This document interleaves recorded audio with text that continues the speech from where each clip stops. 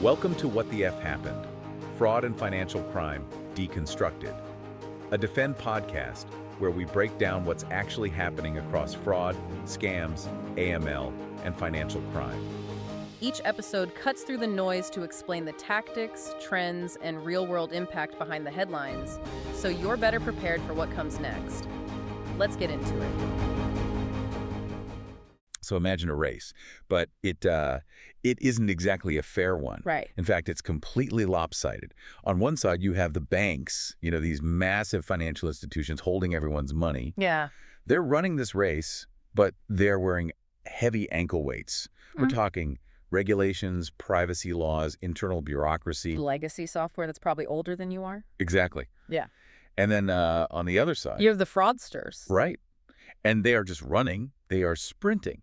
And to make matters worse, someone just handed them a jetpack. A jetpack called artificial intelligence? Yeah. It sounds super dramatic, kind of like the opening of a techno thriller, but that is exactly the landscape we're looking at today. It's this digital arms race where the offensive weaponry is evolving, significantly faster than the defense systems can keep up. And that is exactly what we are digging into for today's deep dive. We've got a really serious stack of papers here. We're looking at a high-level executive report and a technical webinar. It's titled Executive Report Insights for 2027.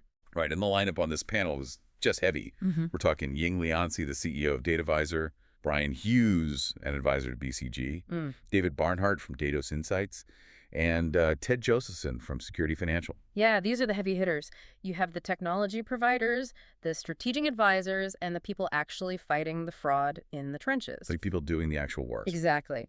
And their mission here was to look ahead, specifically targeting 2026 and 2027, and figure out what the future of anti-money laundering or AML and fraud prevention actually looks like. So let's unpack this for you all listening, because the very first thing that jumped out at me from their discussion was this concept of the AI paradox, which sounds like a sci-fi trope, but for a bank, it's a massive operational headache. What exactly is the paradox here? It's the core tension of the whole industry right now. The paradox is that the attackers are leveraging AI to move fast, break things, and really scale up their attacks. Meanwhile, the banks are stuck moving deliberately. Right. They can't just unleash AI because they have to worry about model risk management, regulatory fears, and of course, data privacy. Let's actually pause on model risk management for a second. For the uninitiated, that sounds like, corporate speak for just being careful. It's a lot more than just being careful. Think about it this way. If a hacker uses AI to write a phishing email and the AI makes a grammar mistake... Who cares? Right, who cares? The hacker just tries again. It's totally low stakes. But if a bank uses AI to flag a transaction as illegal and, say, denies your mortgage payment... Oh, what? Or locks your account by mistake, that is a regulatory nightmare. Banks have to prove, both mathematically and legally, that their AI models can explain exactly why they made a specific decision. Right, a hacker doesn't have to fill out a compliance form or explain to an auditor why they launched a phishing campaign. Exactly, and the numbers really back up this anxiety. In the report, 74% of risk leaders identified AI-driven attacks as their top threat. Wow, 74%. It's a staggering majority. They know it's coming, or rather, they know it's already here. But here's where it gets really interesting to me. I sort of assumed AI fraud meant we were going to see brand new, never-before-seen types of supercrimes. Like Ocean's 11, but with robots. Yeah, exactly. But Ted Josephson, the guy from Security Financial, he kind of pumped the brakes on that idea. He said it's not necessarily new fraud. That's a crucial distinction to make. Ted called it the scale and sophistication of the same old, same old. Same old, same old. Yeah, the bad guys are still trying to do the classic things. Take over your account, steal your identity, trick you into sending money. But AI allows them to do it with a level of polish and a sheer volume that was physically impossible for humans to do alone. The polish part is what really scares me. Brian Hughes mentioned that the days of spotting a phishing site because of a typo or a pixelated logo, those days are over. Completely gone. AI can now create bank lookalike websites that are pixel perfect. Unbelievable. Identical code structure, identical visuals. And it goes way beyond just websites. They're using AI to bypass document verification. You know those static selfies you have to take to prove you are who you say you are for a crypto app or a neobank? Oh, yeah, where you have to hold up your driver's license to your webcam and look super awkward. I always feel ridiculous doing those. That's the one. AI can now generate falsified credentials. So fake driver's licenses with your name on them and fake video feeds that look real enough to actually fool those verification systems. So the whole concept of trusting your eyes is basically dead in the digital space. Pretty much. But perhaps the most disturbing part, which David Barnhardt pointed out, isn't the technology itself, it's the economics. He calls it the democratization of fraud. Democratization, that phrase really stuck with me. Usually that sounds like a good thing, power to the people. But in this context, definitely not. No, not at all. He's talking about the blue-collar fraudster. In the past, to run a sophisticated international scam, you needed money, you needed deep technical coding skills, and you usually needed a network of people. And now? Now you can just buy a subscription. Like Netflix for crime. More like a highly advanced translation tool. Take the language barrier, for example.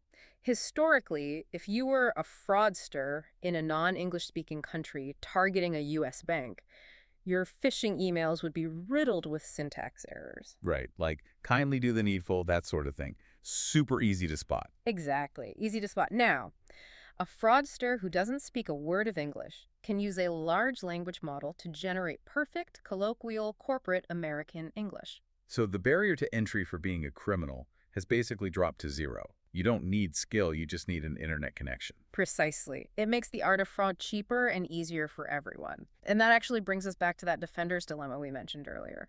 The banks want to fight fire with fire. They want to use their own AI to stop this. But they're terrified of putting PII, personally identifiable information, into an AI model. Because of the rogue factor. Right. You can't have the bank's AI accidentally leaking customer social security numbers into the public domain while it's trying to protect them, or hallucinating and making up fake transactions. That's the definition of irony. Absolutely. So we've established the threat is high and the barrier to entry is low. But let's shift gears to where this fraud is actually happening. Because we can't talk about the future of banking without talking about the rails. The money actually moves on.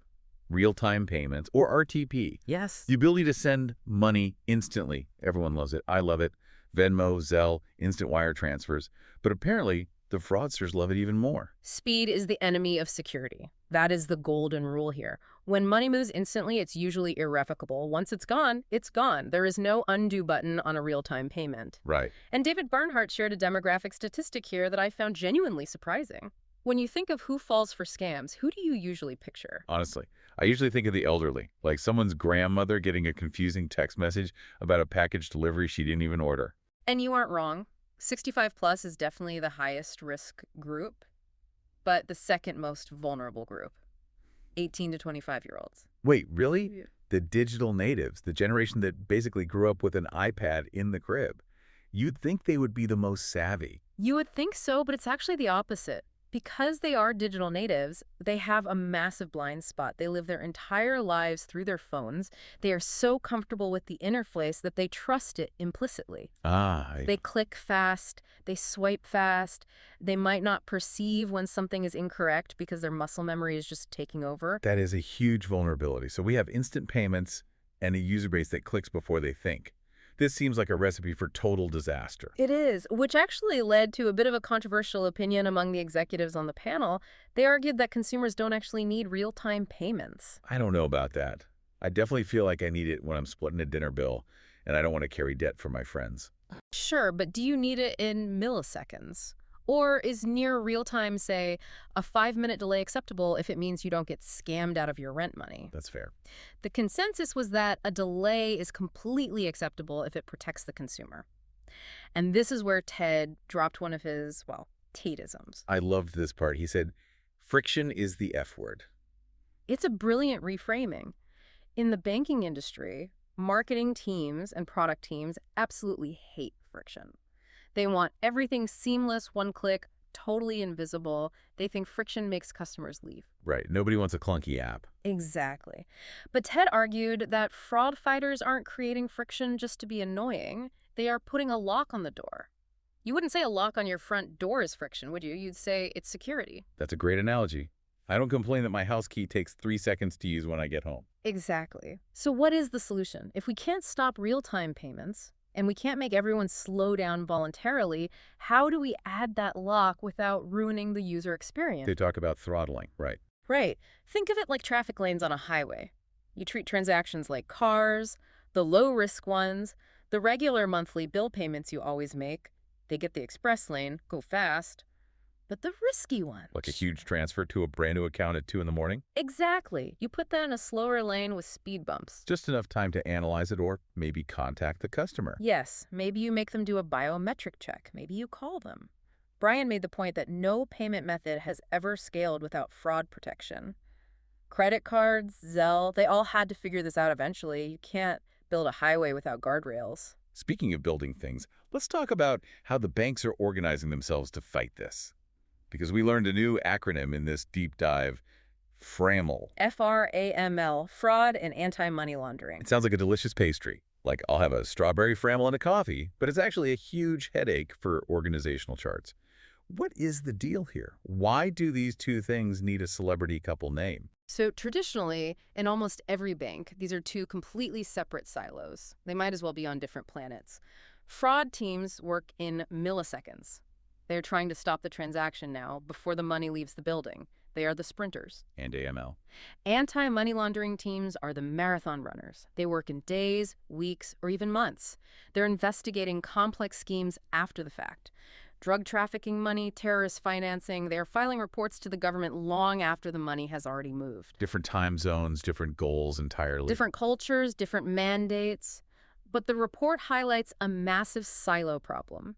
81% of firms want a unified approach, but data silos are bottlenecking them. When you say data silos, what does that actually look like in practice?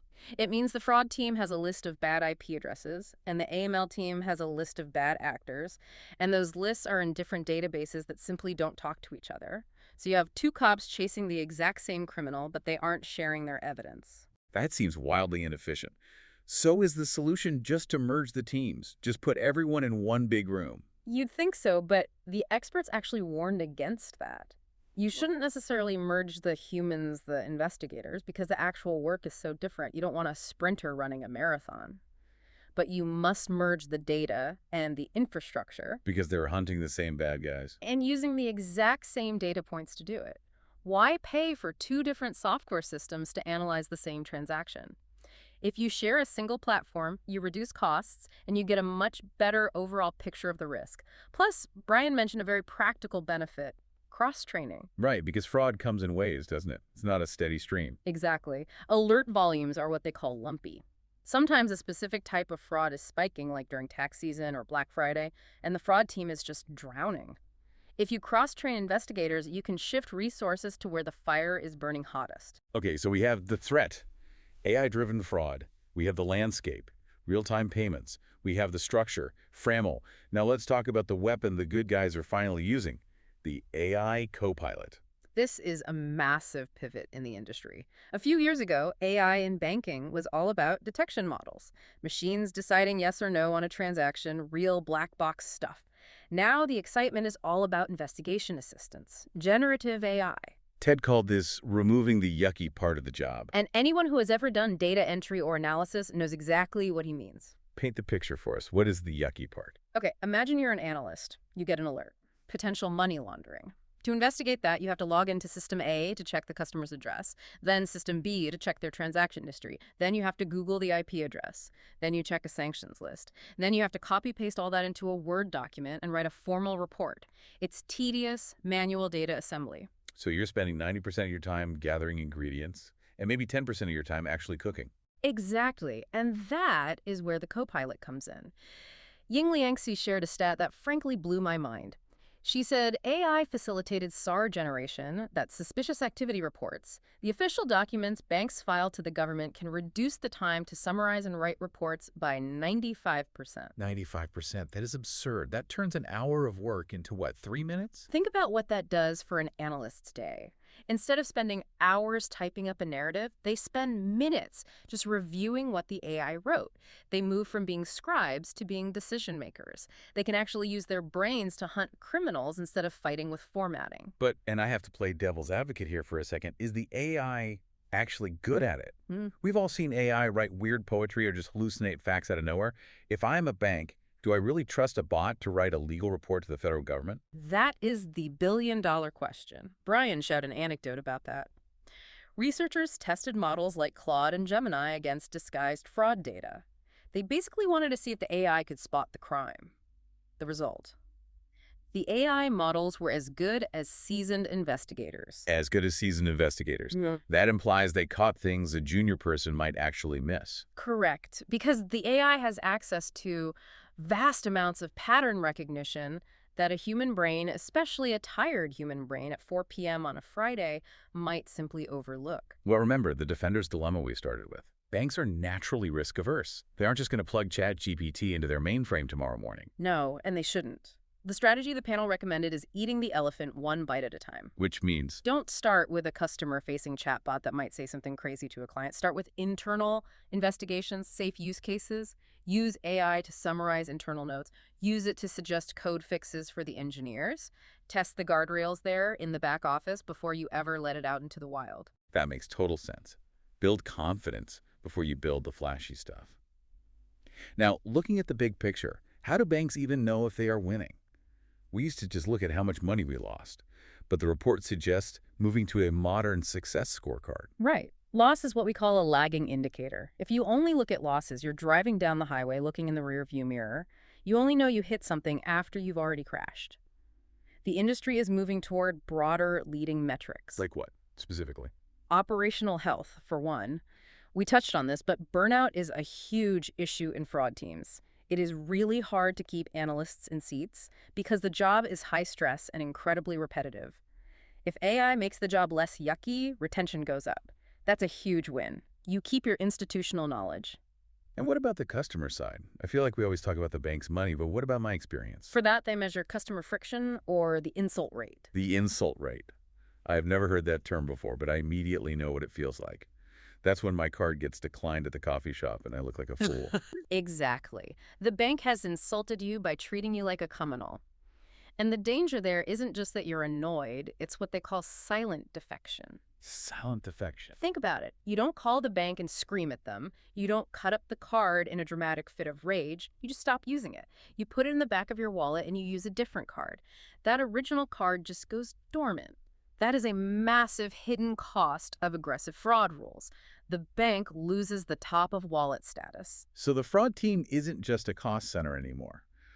By preventing that, they are actually protecting revenue and enabling growth. Correct. If you can reduce false positives, basically reduce the insult rate, you are directly helping the bank grow its active account base. Before we wrap up today, we have to touch on the final topic because it sounded like something straight out of a Philip K. Dick story. Agentic commerce. This was the future threat discussed in the Q&A portion. We are moving rapidly toward a world where bots buy things for humans. So my AI assistant notices I'm out of milk and just orders it. Or notices a stock price drop and buys shares. Or books my travel for me. Right. But from a bank's perspective, that scenario is a total nightmare. Why is that? Because banks rely on authentication. Is this really John? If John is using a bot, the behavior changes completely. A bot buys faster than a human. A bot doesn't hesitate. A bot browses differently. So to the bank's algorithm, the bot looks exactly like a fraudster. Exactly. It looks like an automated script.